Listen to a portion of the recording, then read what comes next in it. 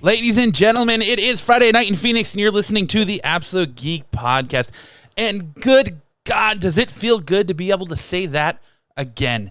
My name is Matt, your host with the most for this evening. Man, welcome back to Absolute Geek. It's been a crazy trip, but I somehow found my way back home, and I'm so excited to be back.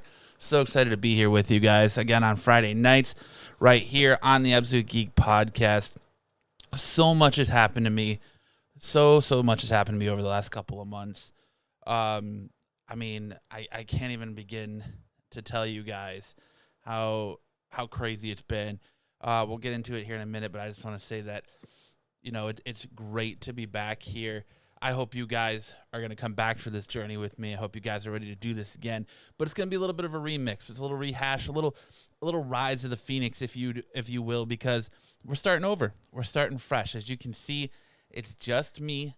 Going to build this back up, looking for new hosts, looking for a lot of new stuff to come into the channel. So if you guys think you got what it takes as you're listening to this to join the podcast and want to be one of the hosts, make sure to hit me up at absolutegeekpodcast@gmail.com or any of my social medias, any of the Absolute Geek Podcast social medias, and we'll see what we can do with that, because it's my goal to get this podcast back to being one of the podcasts you must hear, not only in Phoenix, but in the entire world. So that's what I'm looking to do. Let me go ahead and get right into it here, guys. Look, what's been going on with me? Well, I just got back from a trip to Hawaii. Beautiful, beautiful Hawaii. When I was in Hawaii, I got to go to the Jurassic Park and see where they filmed the scene from Jurassic Park. You know, when they're running away from the dinosaurs and they hide behind the log and they're in that big grassy open field. That's right, that right there. Boom, Jurassic Park. Fantastic time that was. I also lost my dog Landon. My dog weighs 17 years old, and he died about a week ago, passed away. So that's been dealing with that a little bit. It's always sad when you lose a pet, but sometimes you just gotta kind of push on with that, you know. Love and loss, and hopefully he's in a better place now. But yeah. Let's see, what else did I get to do while I was in Hawaii, man? So much stuff here. Let me go ahead and do this really quick, if it's going to allow me to. Boom. Got to swim with manta rays. Let me tell you, this was absolutely amazing. Swimming with manta rays is a once-in-a-lifetime event. You can do it more than once, of course, but it's something you should experience. If you're ever in Hawaii or anywhere that they offer this, definitely do that, man. They take you out in the ocean, you jump in, you hold onto this big surfboard-like thing.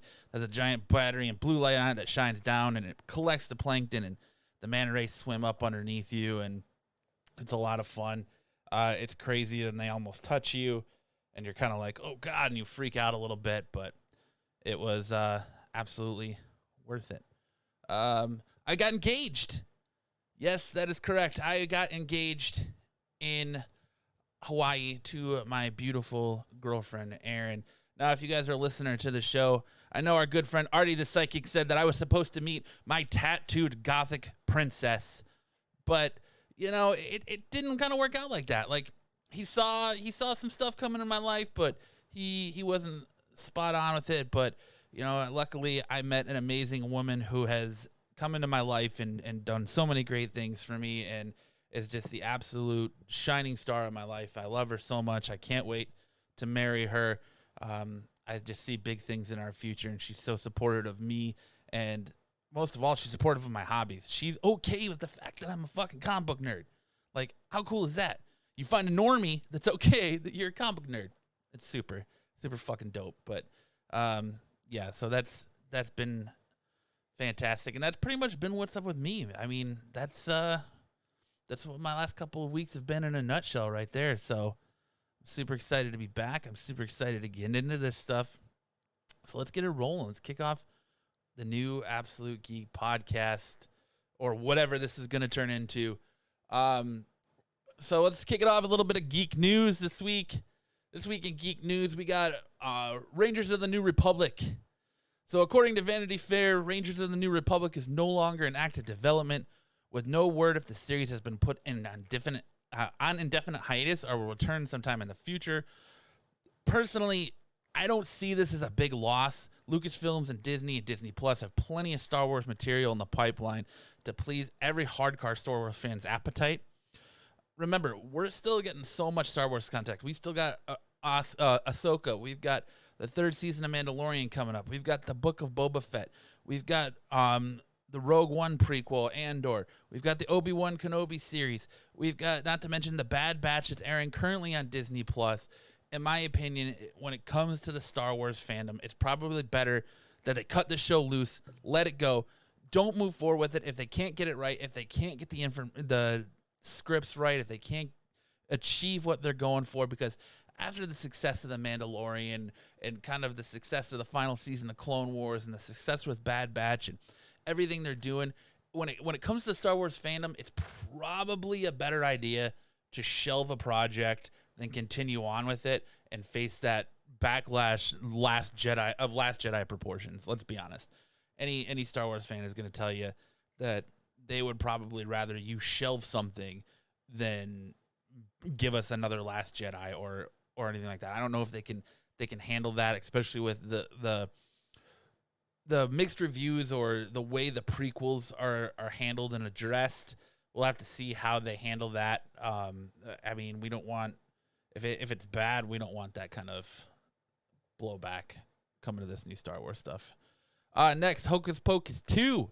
The sequel will see Bette Midler, Sarah Jessica Parker, and Kathy Najimy, sorry if I messed up your name, reprising their roles as Winifred, Sarah, and Mary Sanders, respectively. And this film looks like it will no longer be receiving a theatrical release, which was being hoped for when it was kind of rumored. It looks like this is going to be a Disney Plus standalone instead.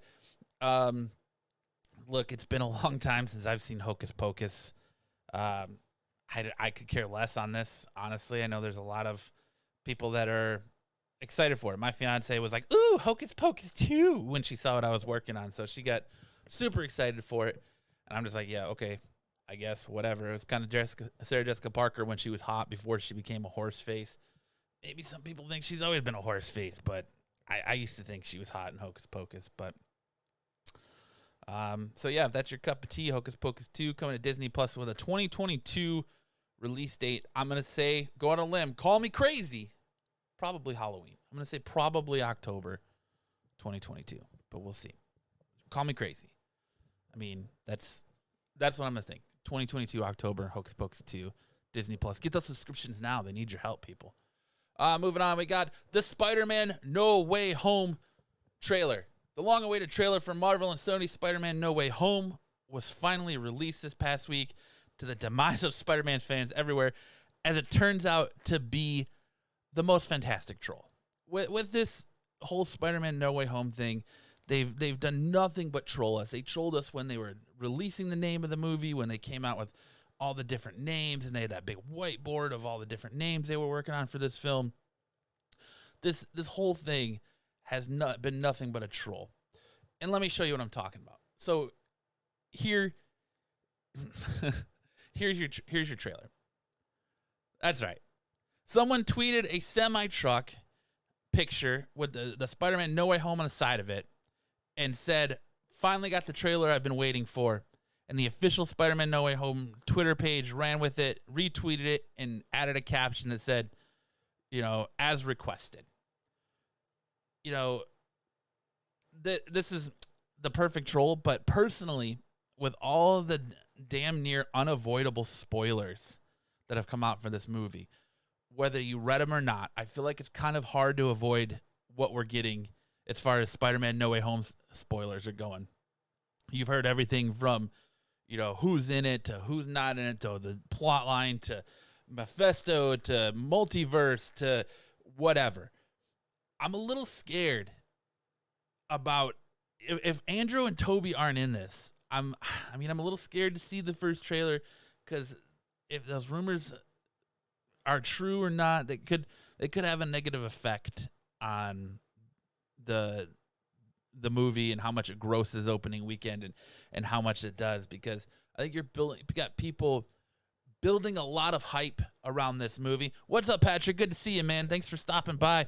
You got a lot of hope built up in this movie that I think if, with all the spoilers, if it turns out to not be right, you're going to have a lot of people that got their hopes up. They're going to be butthurt and be like, I'm not seeing this movie. I'm not going to see it.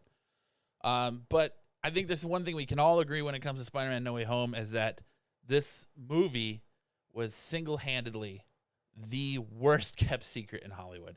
This thing was leakier than the Titanic after it hit an iceberg. Let's be honest, because you were getting so much rumors, so many what ifs, so many this person was seen on set, this person's in talks. This is we already know how cool would it be if you went into this movie not knowing Alfred Molina was coming back, not knowing Jamie Foxx was coming back, and they just showed up. I think the fact that this movie has been so leaky and so just easily thrown around, that and news is being so easily thrown around, that it's gonna have a negative effect on it. But I hope not. But we'll see. Moving on, Batgirl. The Batgirl movie moves forward with Bad Boys for Life directors. Warner Brothers and DC Films tapped Bad Boys for Life directors Adli El Arab and Bahala Fallen to helm the upcoming Batgirl movie. Batgirl was originally announced in March of 2017, if you remember, at which time it was said that Joss Whedon would be directing it, and they were going to go with the New 52 incarnation of Barbara Gordon, but then Whedon got into all of that, I don't know how you want to say that, but yeah, that the allegations against him started to surface, and he just kind of went down that bad path, and he left, and now it's being handed over to this new creative team. I can't talk. Good God. I'm down for a Batgirl movie, but I'm going to hold my excitement as it's being written by the same writers behind Harley Quinn and the Birds of Prey movie and the Fabulous Emancipation of One Harley Quinn. She also wrote the Flash script for the Ezra Miller upcoming Flash movie, which I'm super excited for, but I also have to hold a little reserve there because that movie has lost directors and added directors and lost screenwriters and added screenwriters that ultimately we don't know what is going to come out of this script. I don't have a lot of excitement because of how much I did not enjoy Harley Quinn. A lot of people enjoyed Harley Quinn in the Birds of Prey, but me personally, I didn't enjoy that movie at all. So I don't know how much hope I hold up for a Batgirl movie, but I'm excited nonetheless. We'll see what happens. I'm excited for that first trailer to get that little taste of it and see what's going on. But the other reserve I have that I think that this movie might be in a little bit of trouble is it's going directly to HBO Max. They've said that they're going to forego a release on it and a theatrical run, and they're going to move it right to not Disney Plus, but HBO Max. So does that already spell doom for Barbara Gordon in the Batgirl movie? I don't know, but you would think that they would have a little bit more faith in the script that they have and a little bit more faith in what they're doing and who they have behind it, if they were going to try to give it at least a 60-day theatrical run. I know the 90-day theatrical run window is pretty much out the door now, but even just at least a 60-day theatrical run would be nice. Give you a little bit of hope on this movie, but since they're already saying we're going to go straight to HBO Max, it's telling me that they don't think it's going to perform well in theaters, so they're going to go right to that streaming service, which is fine, because with the big scary in the world, my movie ways have changed. I know we've sat on this channel many a times and argued back and forth, Kyle and I, about movies never, there's no way the movie industry is going to survive, having people watch at home, and it's just the money's not there. But the last year has proved that I'm wrong and Kyle was right. So we'll see what happens. But there you go. Batgirl moving forward with Bad Boys for Life, which Bad Boys for Life was a beautiful movie. It's a fantastic movie. I love that movie. I love the way it's shot. I'm super behind the directing team for this. It's just the writer has got me a little bit questionable because of their questionable work down the line on Birds of Prey and the Fabulous Emancipation of One Harley Quinn. What a dumb title, too. The next thing we got on the docket here is The Batman. The Batman official merch confirms Riddler controversial redesign. The official merchandise for The Batman confirmed that the Riddler's new look in Warner Brothers and writer-director's Matt Reeves' DC movie. The image of the Batman official 2020 calendar, which is right here, that features brand new artwork from the movie. And look, you look through it, and there it is right there up in the corner. I'll give you a better look here. I'm all in on this version of the Riddler. It has a real Zodiac killer vibe to it. I feel like it establishes that edge or creepy factor this character has been missing. What you get it with this traditional attire, which is usually that domino mask and the bright green outfit, and it's the business suit, or if you want to go to Corbin's favorite, it's that skin tight, covered in black question marks, Jim Carrey, Riddler, Batman Forever costume. I can get behind the duct tape, the Zodiac killer feel to it. I feel like it adds depth to this character. I think the actor is going to knock this character out of the park. I'm super behind this version of the Riddler. I know some people are going to hate on it. Some people I've already seen are like, there'll be fans out there, but it's not for me. But I'm super pumped on this version of Riddler. I can't wait to see this movie. I think Robert Pattinson's going to do a good job. I think the whole cast in this movie is set up to do such great things. I'm interested to see hashtag Fat Colin, Fat Colin Farrell. So we'll see what goes on there. But I'm super stoked for the Batman. Super stoked for this version of Riddler. I can't wait to see it and see how badass he is in the movie. Moving on, PreviewsWorld Pool Box. Diamond Comics distributor launches consumer pull box service in June. Diamond Comics distributors announced a date for a new consumer-facing service, Pull Box, for their Preview World's online service, a service that allows comic shop customers a better way to manage their pre-orders and subscriptions with their local comic book shops. Pull Box allows fans to use Previews World's website to place orders directly with their local shops. A site of easy-to-use tools allows consumers to sync orders with participating local comic shops, manage pre-orders and subscriptions, place special orders, and keep a wish list and track weekly purchases. It also provides customers with email alerts in order to confirm when the items are available to pick up. Great idea. I think this is a great idea in theory, and will definitely try it out myself personally when it comes to my subscription if my local shop carries this and offers this. It should really cut down on issues with the shops not ordering books or ordering too many books, and you're getting exactly what you requested. You're putting it in, so you don't have to worry about the clerk going, yeah, I'll put it in, and getting too busy and not putting in your request and not putting your pull. So you're getting that book, or you're getting that cover you want, or whatever it is you're going to special order through Diamond. They're going to carry all of the distributors now, like Penguin House and Lunar, and they're going to offer all those, from what I'm hearing, under this subscription as well.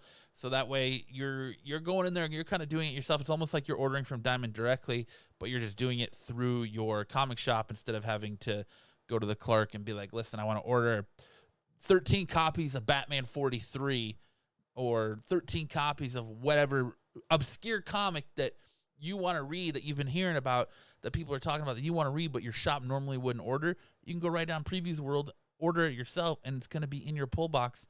You don't even have to worry about your shop ordering it. So if your shop owner is like, well, I want to get, We Live or whatever, Stray Dogs or whatever obscure book is out there. And I shouldn't say Stray Dogs because it's an Image title, but, any of these like AWA, Upshot or Upstart or Aftershock books, or, any of these obscure companies that they don't want to load up on, because they're like, well, we don't know if people are going to be into these titles or what. You can still order that. Make sure it's on your pull list. Get it into your shop, and your shop doesn't have to worry about over ordering on it. So it's a win-win if you ask me. It's something that I would say definitely try out. I know I'm going to. Are there bads about it? Sure. They could still. It is Diamond. They have an issue with shipping, so you still might have to worry about not getting your books on time and dealing with all of that. But at least you can go on there and order it, and you can have some sort of, backup that says, look, I ordered this book. It's right here. Why isn't it in my box? Like, it gives you a little bit more of a leg to stand on than going to a shop and waiting for that hot cover or that big spec book that's supposed to come out this week. And you're like, I ordered this. I asked you to put it in. You didn't put it in. Where is it? What's going on? And they're like, well, no, sorry, you didn't order it correctly, or you didn't do this correctly, or whatever. I think it puts that kind of at ease a little bit and into bed. So it's a good it's a good theory. It's a good tool in theory, but I can't wait to put it into practice. I know some people have been demoing it already, and it sounds like things have been going good. So we'll see how that goes. Moving on here, and you fly through this content when you're by yourself. Top 5 new release books of the week. Now, if you remember on Absolute Geek Podcast back in the day, we used to do comic book reviews, and we had a whole show that was specifically for comic book reviews. And I wanted to bring that back, but I wanted to do it with the top 5 books that came out this past week that I enjoyed, that I want to bring a little bit more spotlight to, and kind of give a brief synopsis about it. Not go too much into it, because I want to leave that intrigue there for you to maybe go into your shop tomorrow on a Saturday while you're dollar book diving and be like, oh man, I saw that on Absolute Geek. Let me check that out. So we'll see what that, leave that there. But that's kind of my thinking with this. So number 5 pick of the week for me, The Amazing Spider-Man 66, writer Nick Spencer, penciler and cover art by Mark Bagley. We're on the other side of the King's Ransom. Spider-Man is left to pick up the pieces. If he can manage to pull them together, he's going to be horrified to see what he finds. This story is starting to pick up. I've been on it a little bit through this whole wave that's been going through the Kindred stuff, the stuff with Kingpin, and now it looks like we're working towards a Chameleon storyline. The stuff this got a new. The end of this book has a big reveal at it that I don't want to spoil for you, because I want you to pick it up. But if you're into Amazing Spider-Man and you're into the Kindred storyline and maybe you're not caught up, I definitely recommend picking up issue 66 of Amazing Spider-Man this week. That kind of is the pivot point to where we're going forward as far as this story is going. So super good book. Definitely pick it up. One of the better books, Spider-Man books, that have come out in the recent weeks and or months. Number 4, we got Home by writer Julio Anta, Anna Wazitsky. Juan is on the run, shaken from the trauma of being separated from his mother, the sudden emergence of superhuman abilities, and an accidental jailbreak. He has 2 options: track down his aunt in Houston or learn to survive on his own. Great book. I was blown away by the first issue. Definitely dug the second issue. Home is one of those titles I think it's not on everyone's radar yet, but I think it'll be there quick. Definitely worth investing in that first issue, because the way companies are buying up properties, if you can still get that first issue out there right now for cover price, I would definitely say pick it up, because it's definitely worth holding on to, because I definitely see this property getting optioned in the near not so distant future, if it already hasn't been optioned yet. I love Home. I love the story so far. It's a definite read if you're looking for something a little bit different, but still in that superhero genre. I definitely say check out Home. Number 3, Nightwing, Tom Taylor, covers Bruno Redondo. A new villain strikes the back alleys of Bloodhaven, removing the hearts of the city's most vulnerable. Who is this terrifying new menace named Heartless? And will he be able to resist plucking the biggest heart of them all in Bloodhaven? This issue is the second cameo appearance of Heartless. This has been a fantastic read. I love what Tom Taylor is doing with Nightwing. I love how they're bringing that classic Nightwing feel back to this character. I love that the story they're telling with the dog, and you're getting to see more of his relationship with Barbara Gordon evolve, and you're getting so much more Nightwing. if you reading up on Joker War and in the City of Bane, Alfred's dead, Bruce Wayne's broke.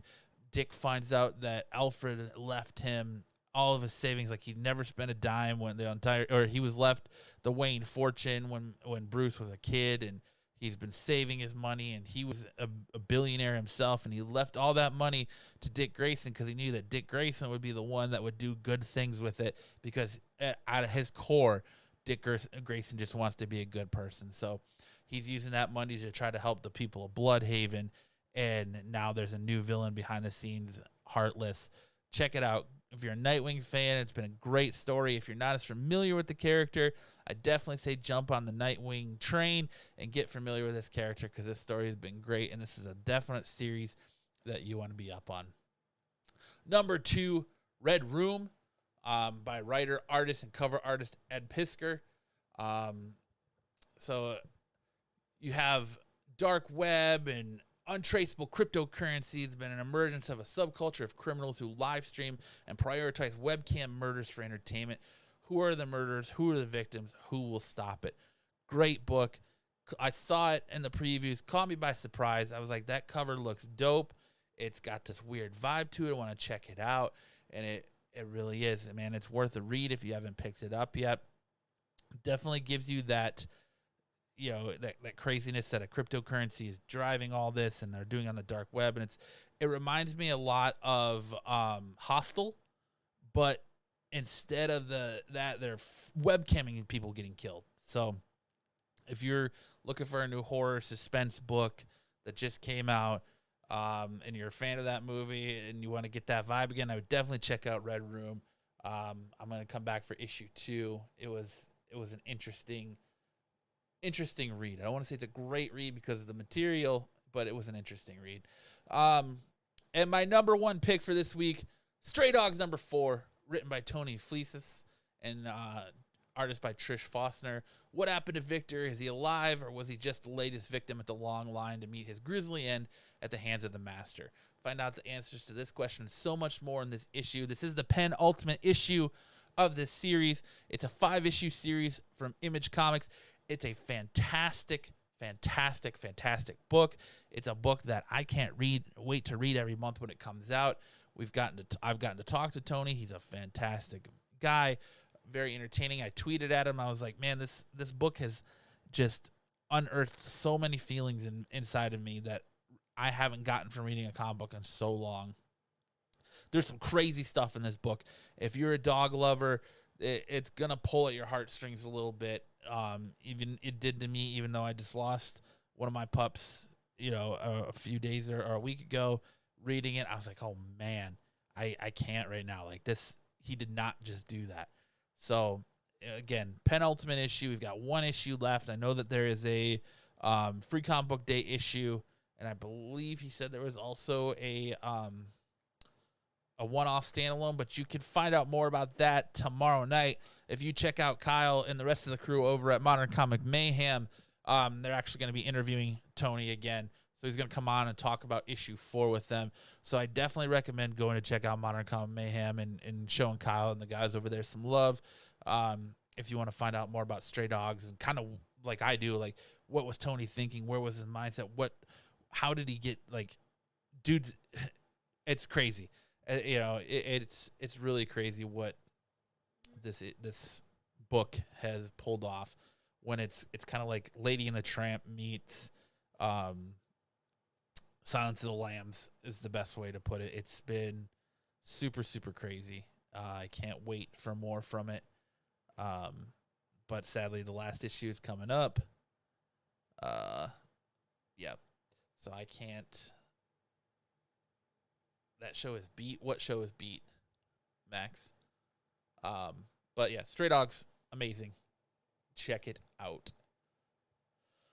Now for the last little bit of our show, we're going to go ahead and dive into my review of Army of the Dead by Zack Snyder.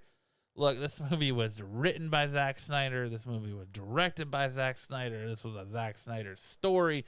The cinematography was by Zack Snyder. Zack Snyder did it all in this movie, just about. And So if you're not familiar, Army of the Dead follows Scott Ward, played by Dave Bautista, who is approached by a casino boss to put together a ragtag team in order to break into a zombie-infested quarantine zone to retrieve $200 million sitting in a vault beneath the Strip before a city is nuked by the government in 32 hours. It's crazy. It's a crazy plot line. It is a crazy plot line, crazy movie.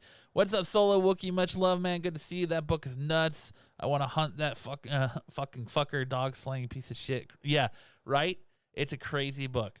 Thanks, Max. Great to be back. Appreciate you stopping by, man. Much love. And, it's good to be back. It's a little rough. Not going to lie, it's a little rough going by yourself, but hopefully we can find some other pieces to add to the puzzle here and put it back to where it was. But like I said, heist movie retrieving $200 million sitting in a vault beneath the Strip before a city nukes it in 32 hours. If you're thinking it sounds like the Ocean's movies with a little less Matt Damon and a little more zombies and nukes, you're not far off. I fancy myself somewhat of a zombie aficionado. Like, I've seen a ton of zombie movies. I love The Walking Dead, the comics, the TV show. I love all the old zombie movies, Night of the Living Dead. There's so many great zombie movies out there. Zombieland, all the classic zombie stuff. Of course, Shaun of the Dead. I'm a zombie aficionado, like I said. But I have to say, I can't remember a time that a zombie outbreak was directly caused by a dude copping some roadhead until now. This film literally opens with an army transporting a cargo of unidentified origin across Nevada, only to be intercepted and crashed into by a car full of newlyweds as the dude is copping some calm-down nut. The dude is literally filling the tank of his new wife's mouth when they crash head-on into an army convoy. And they're obliterated. They're gone. Boom, done. Army convoy's fine. But their payload or their package that they're escorting crashes down, which is holding a zombie, which kicks the whole thing off. So that aside, I'm not going to go too much into it because I want you to watch the movie. I don't want to spoil it for you. We're trying to do non-spoilers. But this movie was a nice return to the horror genre for Zack Snyder, in my opinion, after his lengthy yet lackluster time playing in the DC sandbox. I had a blast with this movie and really enjoyed the different representations of zombies and the interaction of characters and their individual introductions. All of that aside, there were aspects of this film that I personally am not a fan of. Like, I wanted to go into this film with a real, I just wanted a movie where I could go sit down, turn my mind off, turn reality off, get into it and enjoy it. And a dumb action film, and that's what it was. It was a dumb horror zombie killing heist movie that I had a lot of fun watching. Like, it gave me what I wanted. If I was in the theater, unfortunately I watched it at home on Netflix. If I was in the theater watching this, it would be one of those where you just sink your body into the chair, get up your big ass tub of popcorn, pour your M&Ms or whatever you pour in there, and start going to town and just forget about your cares and what's going on in your life and enjoy a good movie. But like I said, I have issues with this movie, and I'm personally, I'm personally not a fan, and I hate when movies do these kind of tropes that completely take you out of them. But Zack Snyder has this way of, in this movie, and it happens a lot, of doing shots out of focus. Shots are out of focus. They don't pan well when a character moves. He ignores reference points. And a lot of this movie is just, like I said, out of focus and blurry. And I understand that he uses it to try and gauge depth and add a little something for the camera. But I find it annoying. About the third or fourth time he does it, it just becomes super annoying. And it kind of took me out of the story at times. And another thing that he did that I hate, absolutely hate in horror movies, hate in zombie movies, is when they're massacring dudes left and right, and you're in a zombie horde, and there's guns going and knives going, and they're just taking care of business, handling it. You get the blood spatter on the camera, and you're like, oh, you're invested. You're here. The characters are badass, and then you're like, all right, you're in there fighting with them, and then you get the blood spatter on the camera. And you're just like, oh my god, that's it. I'm done. I no longer am in this world that you spent so much time setting up. You spent so much time wanting to be immersed in. And then you go and ruin it by the blood shot on the camera. I think it's kind of played out. Anyway, I don't think it's something that we need in films anymore. Like, you're submerging your audience in this story. You don't need that blood spot on the camera. Yeah, but I don't know. My other big thing with this is a bloated 2.5-hour runtime. Snyder attempts to provide some reason to become emotionally attached to these characters, but falls short in the execution. I love watching these characters come together. I love watching their introductions. Like, they have awesome introductions to each individual character that you can watch in things about the movie, but the execution of why you should care about these characters was poorly done. It fell short. There was nothing to it. It just felt like a waste of time. It felt like he was trying so hard in that whole bloated 2.5 hours to give you some sort of story instead of being all over all the zombie killing substance. But the execution wasn't there. But all in all, that being said, Army of the Dead is a fine addition to the zombie movie pantheon. A decent heist flick as well. I'm going to give it a 3 out of 5. So I would definitely say check it out if you have Netflix. But that's it. Man, you really do fly through stuff when you are the only one talking and you don't have a whole group of people talking to you. But guys, again, this is a test run of kind of what I'm envisioning the new Absolute Geek Podcast to be. I want it to be a hybrid of the raunchy dick and fart joke filled craziness that it was before, but get back a little bit to its roots, to where we actually give you a little bit of information, inform you a little bit, give you our opinions, and get back to what the show was at its core, and that was chilling with your buddies, talking about comics and comic news, and feeling like you're in a conversation with people who are into the same thing you are, whether you're right next to them, down the street, or halfway across the world. That's what I'm trying to accomplish here again. So I hope you'll be willing to come with me on the ride. I apologize that this first show was rough, but you got to start somewhere, and we'll get it dialed in, and we'll get going on it. But it was good to be back. I can't thank you all enough for stopping by. Patrick, thank you, buddy. Max, Solo, everyone who stopped in, thanks for watching, guys. This has been the Absolute Geek Podcast. My name is Matt, and we'll see you next time.